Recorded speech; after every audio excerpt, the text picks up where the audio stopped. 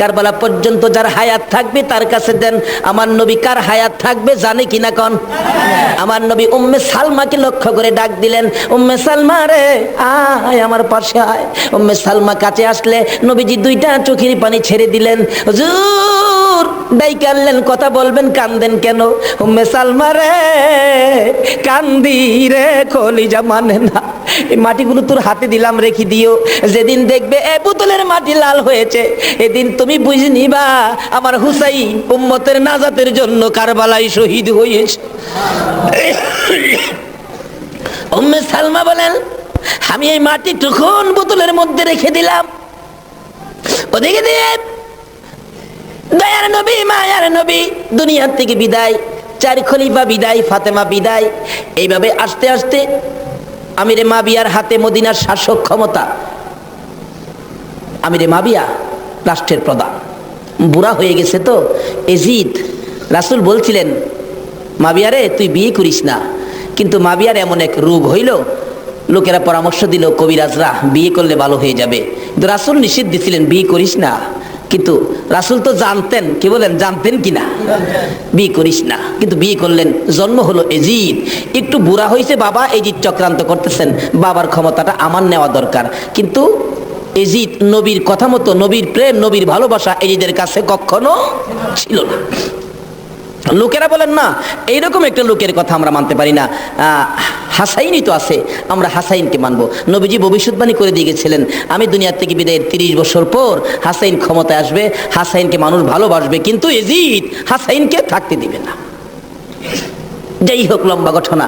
এজিদ কয় হাসাইনকে কিভাবে শেষ করা যায়, দুইজনই পথের কাটা, একজন হাসাইন একজন হুসাইন, দুইজনকে শেষ করতে পারলেই তো আমার সুবিধাজনক পরিবেশ হয়ে যাবে। কি করব, কি করা যায়?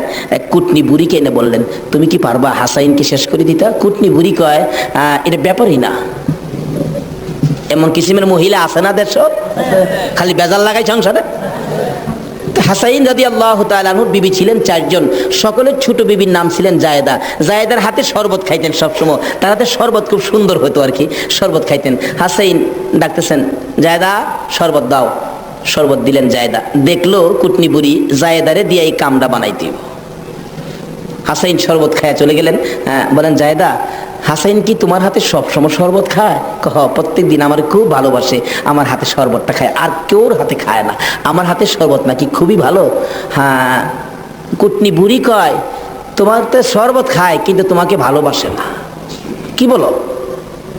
আমি জানি ভালোবাসে, কই তুমি জানলে কি হবে, আমরা দূরের থেকে যা দেখি তোমারে সবচেয়ে কম ভালোবাসে। একটা কাম করো, মেয়েরা কিন্তু খুব সরল মানুষ, সহজে বুঝ মাইনা যায়। একটা কাজ করো, কি, আমি বিষ দিয়া যাবো, বিষ খাওয়াইয়া হাসাইনকে মাইরা দাও, এজিদ হবে এদেশের প্রেসিডেন্ট, বাদশাহ, আর তুমি হবে রানী। সহজে বুঝ মানলেন, সরল মানুষ তো। বিষ দিলেন, শরবতের সাথে দিয়ে খাওয়াইলে হাসাইন পিপাসিত ক্লান্ত, জায়েদা শরবত দাও। শরবতের সাথে বিষ দিলেন, খাইলেন। খাওয়ার পরে বলতেছে, জায়েদা আজকে শরবতটা যেন কেমন কেমন লাগে, কি যেন গন্ধ করতেছে। জায়েদা বলেন, না তো কিচ্ছুই না, কিন্তু দেখা গেল কিছুক্ষণ পর হাত পাগুলি অবশ্যই আসতেছে, সমস্ত চেহারা লীল হয়ে গেছে, খালি জিহ্বাটা নড়তেছে, দুইটা চোখের পানি ছেড়ে দিছে। জায়েদা বুঝিছি, আজকে বুঝি নানার উম্মতের নাজাতের জন্য মায়ের দোয়া বুঝি আজকে কবুল হয়ে যাবে। জায়েদা রে, না না তোরে কিছু বলবো না, আমার ভাই হুসাইন কই? হুসাইনকে ডেকে ডেকে আমার পাশে আনো। হুসাইন খবর পাইয়া দৌড়াই আইসা দেখে বড় ভাইয়ের সমস্ত চেহারা সবুজ হয়ে গেছে। একটা চিৎকার মারছে, মা মা গো, তোমার দোয়া বুঝি আজকে কবুল হয়ে যায়। দৌড়ে যাইয়া হাসাইনের গলায় ধরছে, ভাই রে ভাই, কে তোমার এই অবস্থা করেছে? আমি হুসাইন তার প্রতিশোধ নিব। হাসাইন টাইনা টাইনা গলায় ধরে দুই গালে চুমাইতেছে, ছোট ভাই তো, ভাইরে প্রতিশোধ নিস না, নানার উম্মতের জন্য মায়ের দোয়া কবুল হয়ে গেছে। হাসাইন একটা কথা তোরে বলে যায়, কিছুদিন পর তোর উপরও বিপদ আসবে রে, আমার মায়ের দোয়া তোর বেলায় তো কবুল হয়েছে। হাসাইন যেদিন বিপদে আসবে রে, কেউ তো তোর পাশে আসবে না রে হুসাইন। সেদিন আমি তো ভাই কাছে থাকতাম, আমিও তো দুনিয়ায় থাকতেছি না। হুসাইন রে, বেশি বিপদে পড়ে যখন কলিজার মধ্যে অশান্তি লাগবে, দুনিয়ার কাউরে ডাকিস না, নানা নানা কইয়া ডাকিস, কলিজায় শান্তি পাব। হাসাইন দুনিয়ার থেকে বিদায়।